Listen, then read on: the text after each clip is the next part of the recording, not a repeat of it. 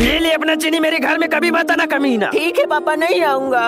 मैंने तो सिर्फ घर में चीनी ही खा रहा था और पापा ने मुझे घर से निकाल दिया।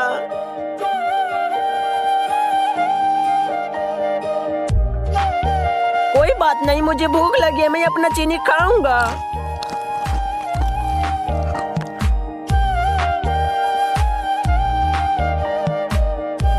अरे हाँ, ये तो पापा का चीनी है, उनसे तो मैं नहीं बोलूंगा, इसलिए उनका चीनी भी रख देता हूँ।